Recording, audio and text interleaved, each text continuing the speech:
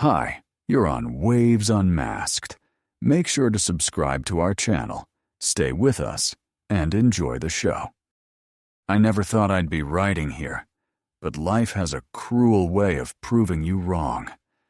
If you'd asked me 10 years ago what my future looked like, I would have told you. Married to the love of my life, living in a quiet neighborhood, working a steady job, building a family together.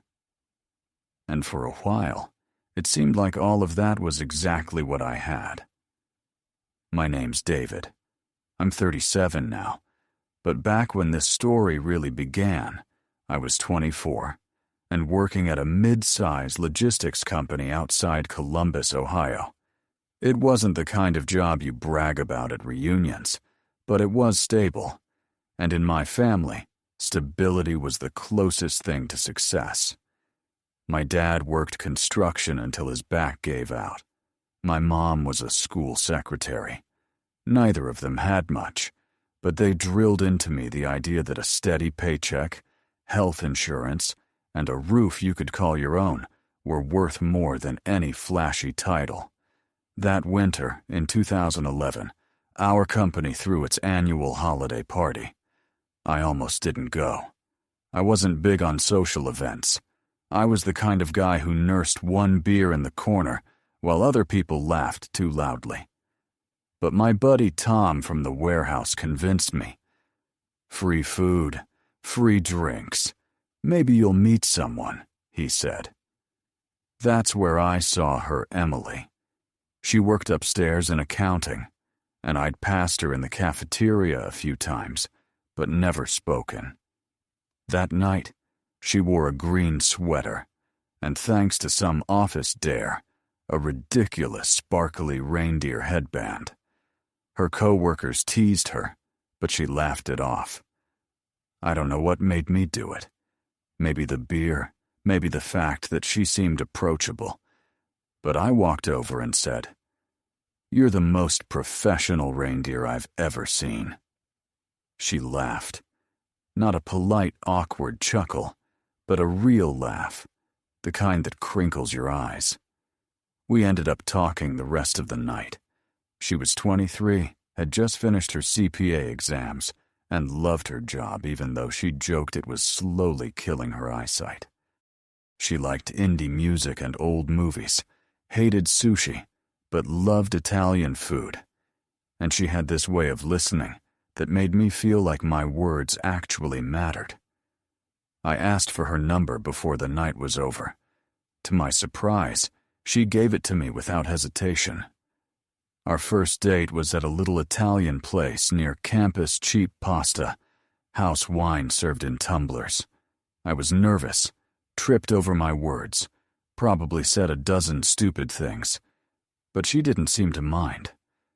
She teased me about my Ohio State hoodie, said I looked like I'd walked straight out of a college dorm. By the end of the night, I knew I wanted to see her again. We started dating seriously, and within a year, we moved in together. Our first apartment was nothing special. Beige carpet, paper-thin walls, neighbors who fought so loudly we joked about selling tickets. But it was ours. We pieced together furniture from thrift stores and hand-me-downs. Our bed frame creaked if you breathed too hard. The kitchen was barely big enough for 2 people, but somehow we made it work. I'd cook spaghetti while she sat on the counter, glass of wine in hand, telling me about her day. I proposed in 2013 during a weekend trip to Chicago. It wasn't planned down to the detail. I didn't rent out a rooftop or hire a photographer. It was just the 2 of us, walking along the river at night, the city lights bouncing off the water. I pulled the ring out of my jacket pocket, hands shaking so badly I nearly dropped it.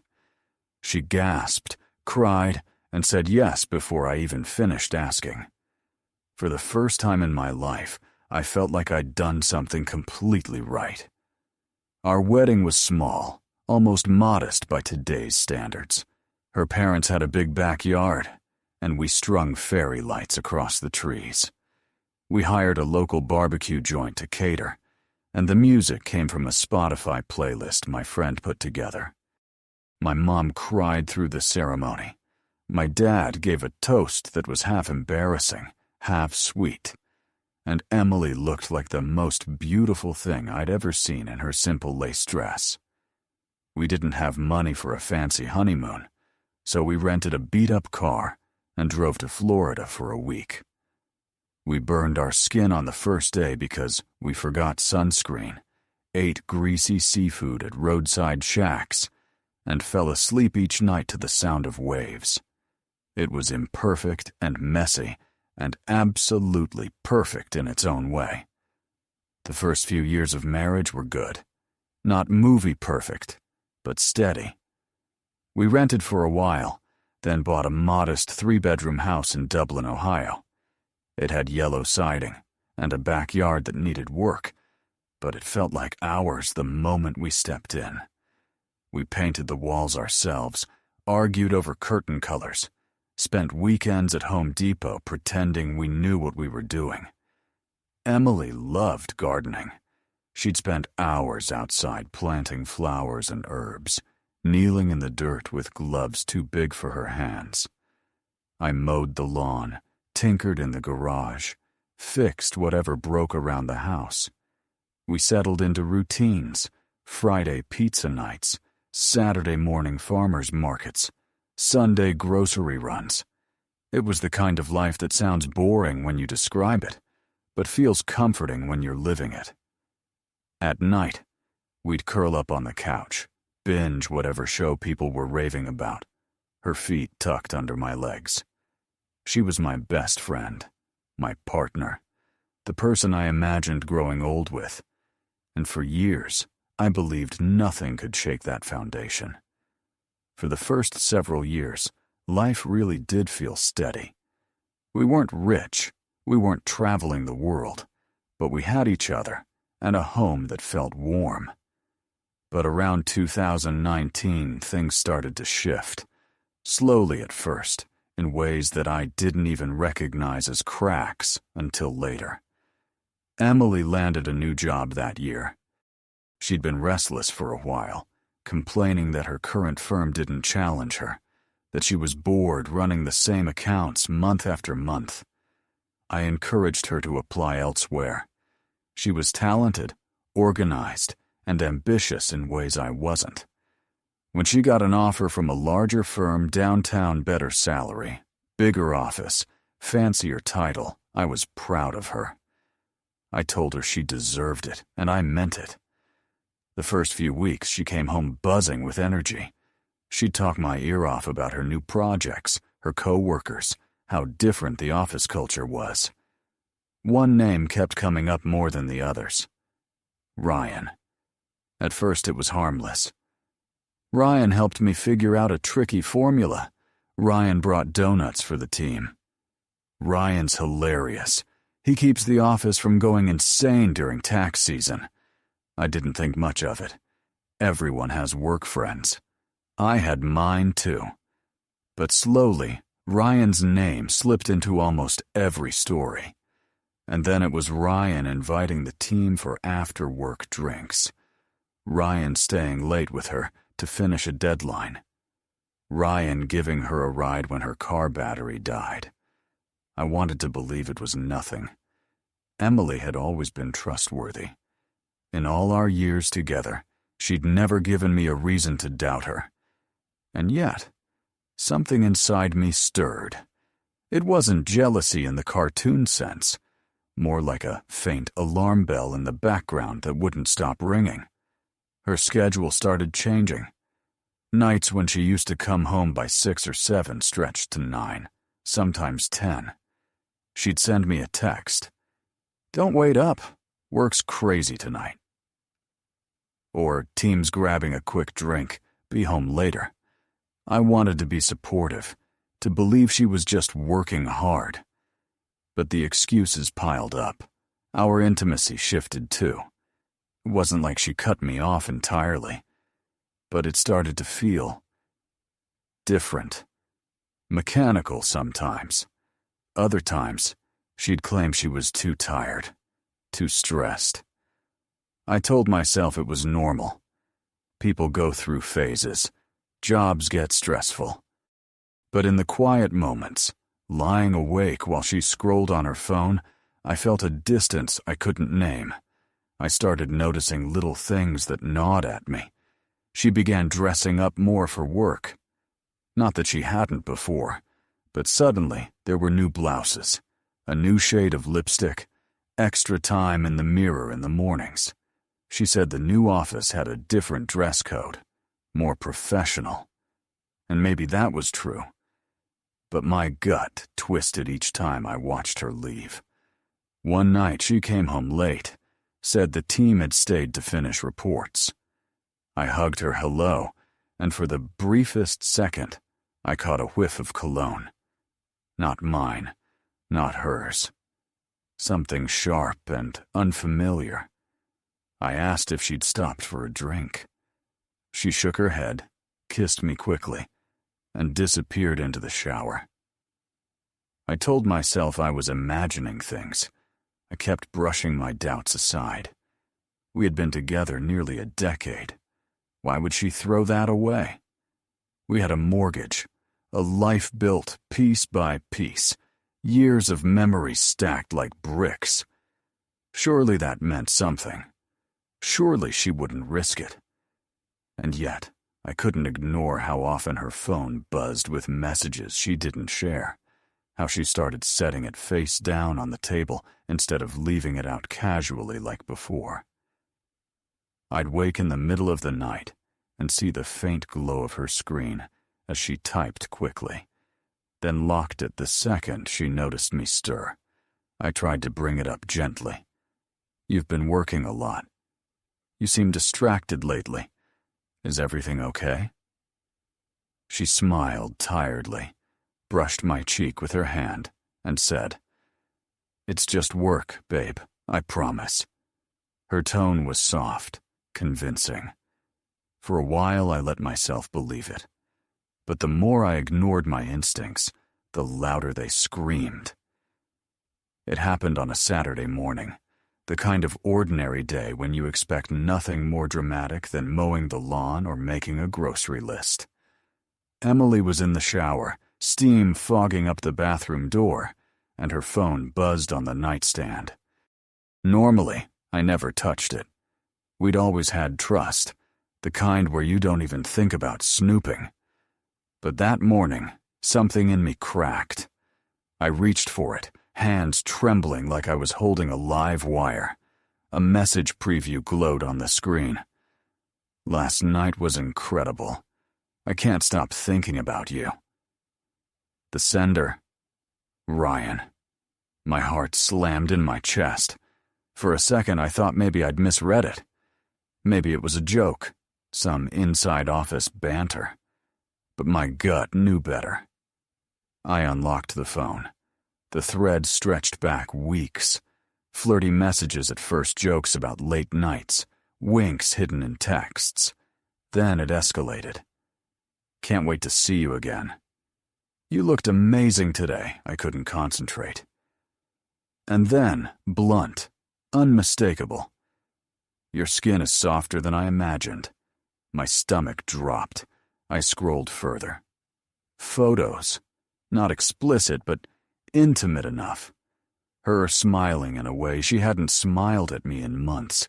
Him sending selfies late at night. Plans to meet at hotels near the office. Excuses carefully crafted to cover their tracks. I put the phone down so fast it nearly slipped from my hands. My pulse hammered in my ears. I sat there, staring at the wall, coffee cooling untouched on the table, while upstairs the shower ran like nothing in the world was wrong.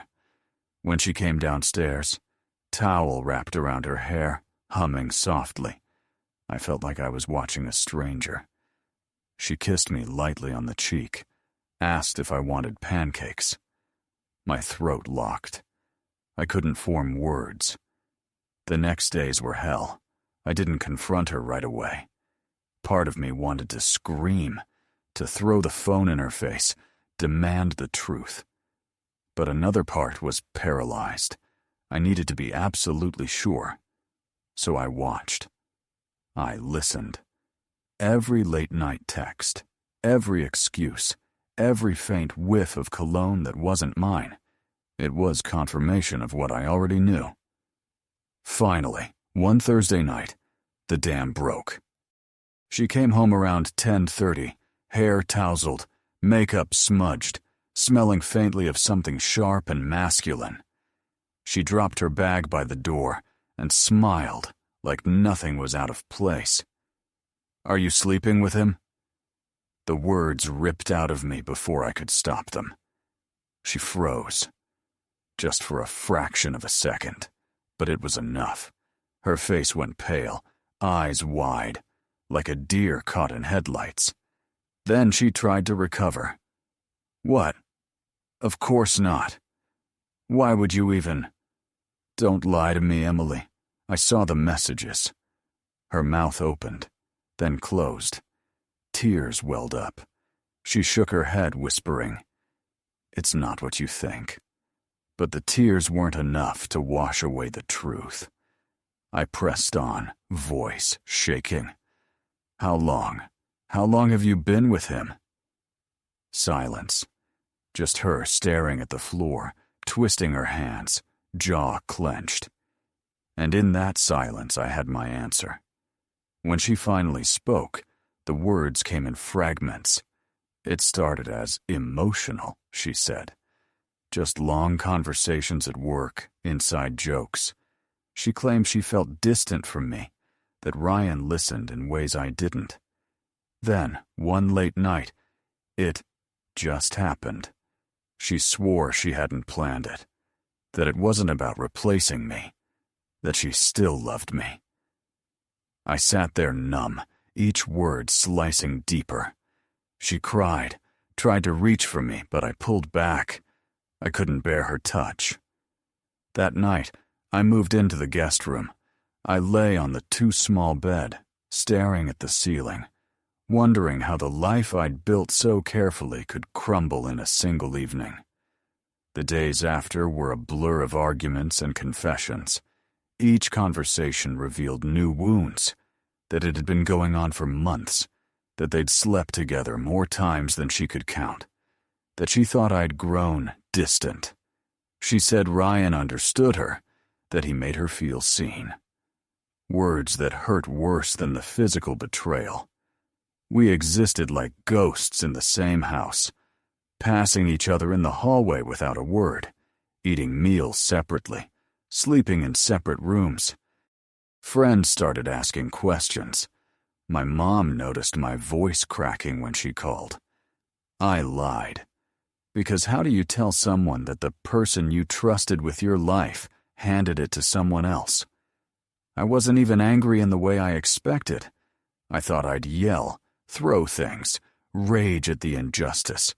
But instead I felt hollow, numb, like something had been scooped out of me, leaving only a shell. After that night, there was no going back. The trust was gone, shattered into pieces too small to ever fit together again. Even when she cried, swore it was a mistake, promised she still loved me, I couldn't unsee the messages, couldn't unhear the words that came spilling out once the truth surfaced. I tried to function like normal, going to work each morning, but I carried the weight like a stone in my chest. At the office, I sat through meetings nodding at charts I barely registered. At lunch, I picked at sandwiches that tasted like cardboard. My coworkers must have noticed the change in me, but no one said anything. Maybe they thought I was just tired. They couldn't have guessed that my marriage was quietly imploding. Emily kept trying to patch things over. She'd cook my favorite meals, ask about my day, try to start conversations as if nothing had happened. At night, she'd knock on the guest room door, her voice trembling. "Can we talk?" Sometimes I let her in. Sometimes I pretended to be asleep. The few times we did talk, it always spiraled into the same circle. Her apologizing, me asking questions she couldn't answer, both of us ending up in tears. She wanted counseling. I agreed, more out of shock than hope. We went to one session. The therapist asked us to explain what brought us there, and I remember my voice sounding foreign when I said, "My wife cheated on me with her coworker." Emily sobbed through most of the session. She kept saying she wanted to fix it, that she didn't want to lose me.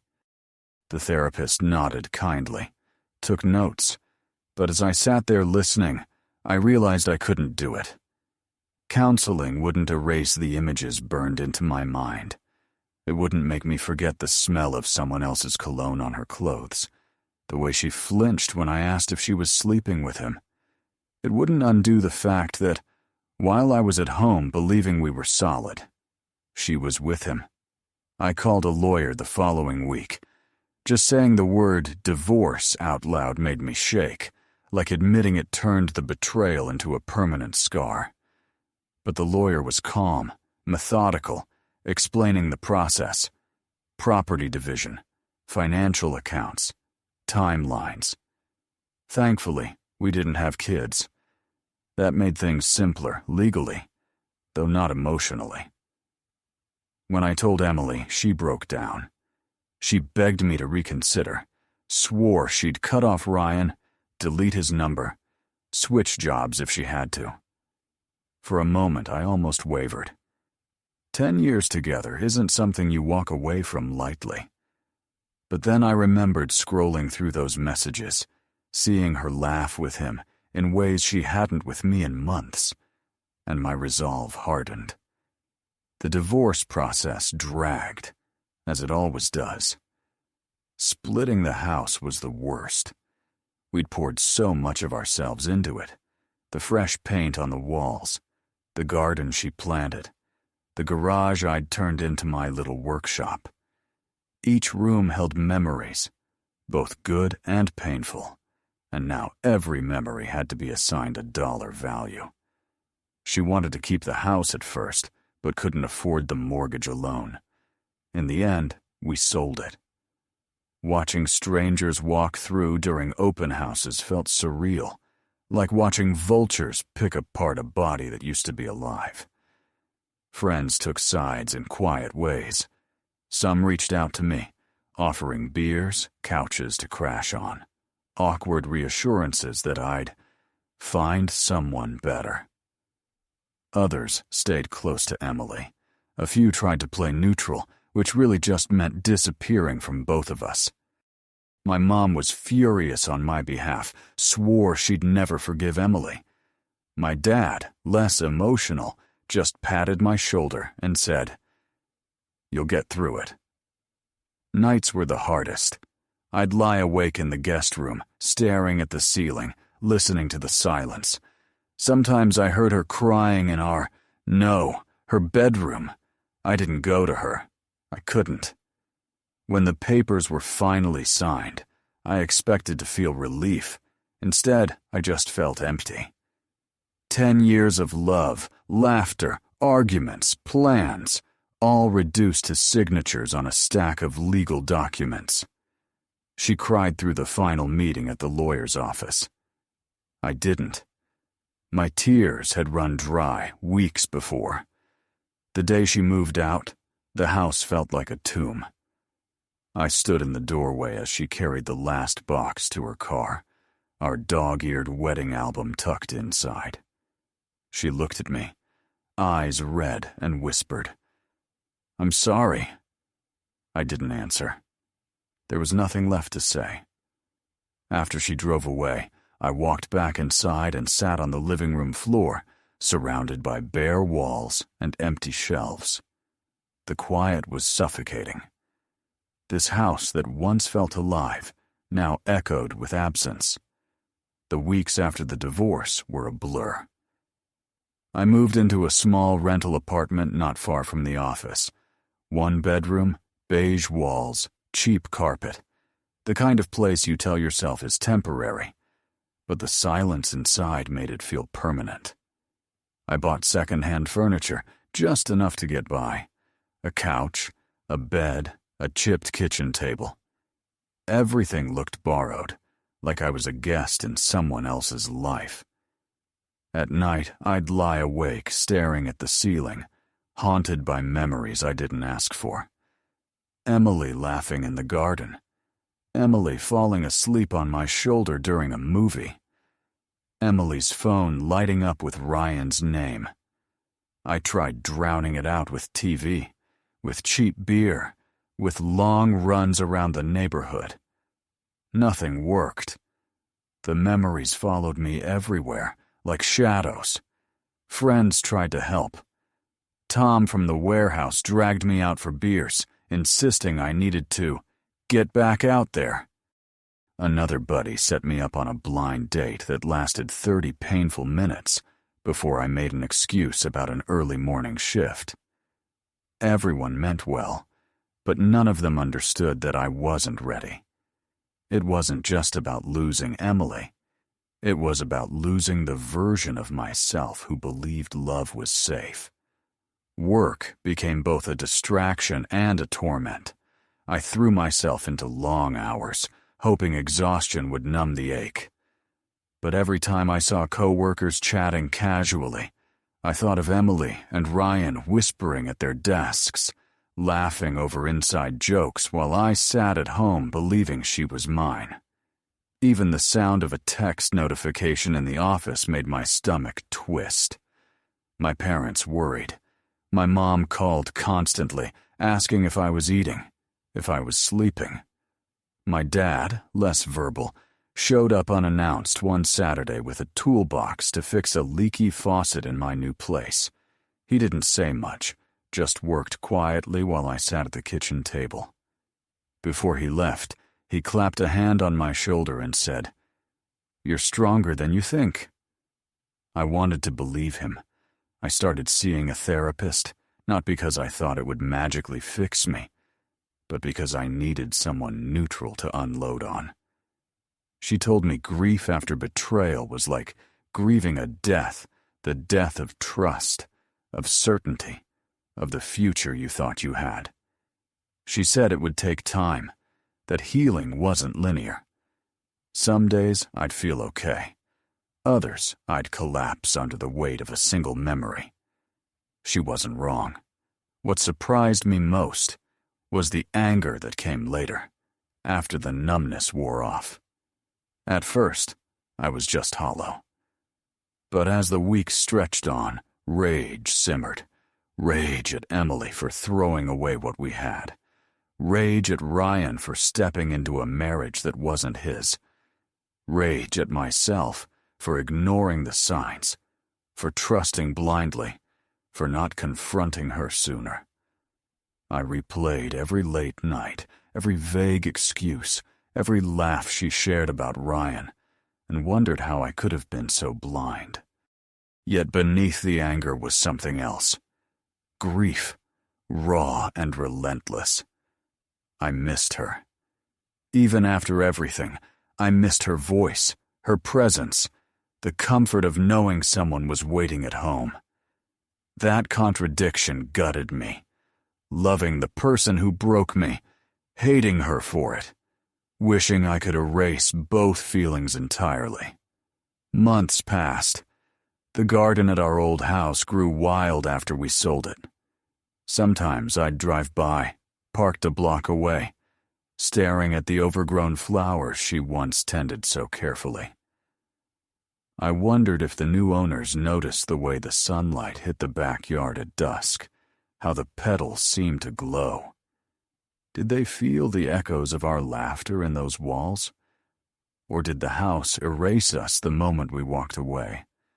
I tried dating again, downloaded apps, swiped through strangers' faces, exchanged stiff small talk. But each time someone smiled at me, I felt a sharp pang of comparison. No one was Emily, and maybe that was the point. But it didn't make it easier. Holidays were brutal. Thanksgiving at my parents' felt emptier without her helping my mom in the kitchen. Christmas was worse. I skipped decorating entirely, unable to face the box of ornaments we once hung together.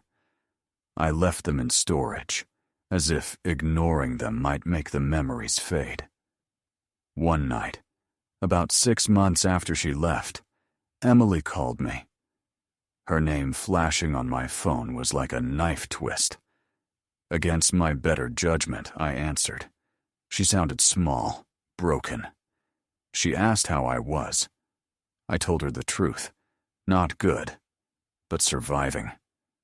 She cried, said she thought about me every day, that she regretted everything. For a moment, my chest ached with longing, but then I remembered scrolling through her texts with Ryan, remembered the cologne on her skin, remembered her silence when I asked if she was sleeping with him. I told her it was too late. We said goodbye, and this time I knew it was final. I won't pretend I've moved on. Healing isn't a straight line. Some days I feel lighter, like maybe the worst is behind me. Other days, the grief sneaks back in, sharp and fresh. But I'm learning to live with it. I'm learning that betrayal doesn't define me, even if it scarred me. If there's one thing I've taken from this mess, it's this. Love is fragile, and trust is everything. Once it's broken, no amount of apologies or promises can rebuild it the same way. Maybe one day I'll find someone else. Maybe not. But I know now that I can survive even the kind of heartbreak that once felt unsurvivable. And maybe that's the only victory left in all of this. Not forgiveness, not forgetting, but surviving.